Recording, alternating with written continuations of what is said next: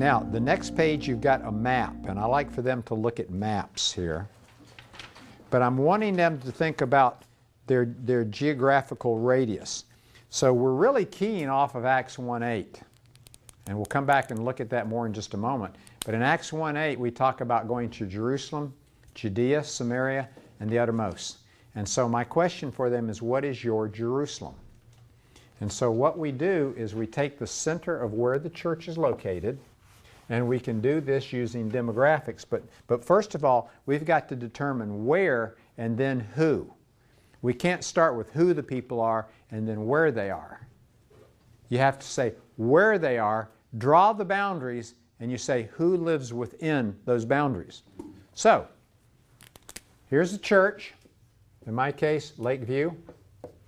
And what we do demographically, you can use zip codes, or you can use distance, which is typically what we use. And we can go out 1 mile. So from here to here is 1 mile.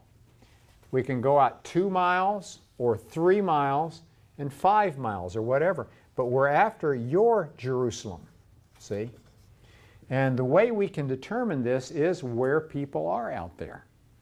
I think that probably 1 mile is sufficient, because these people may know about your church, they may not, and you can get a better feel for them. And then again, the next question is, who lives there? Now that you've got the boundaries, you can look and you can find out how many people live within those boundaries. Where would you get that information? You can get it from Percept or Mission Insight. It's demographics. Percept would have that. The unusual thing about Percept is they have psychographics. Now, they could be more helpful. I mean, they talk about church architecture and some of those kinds of things in Percept. But the demographics is what helps us. So if you look on page 9, that middle slide there, this is what demographics is all about. What is the population of the area? Is it growing or declining?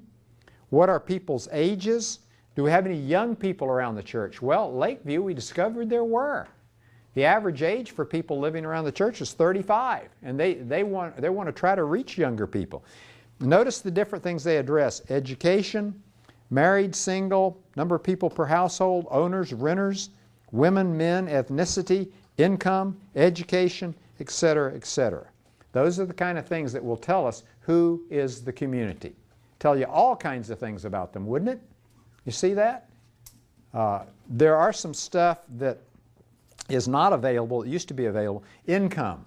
It's very hard to get that anymore.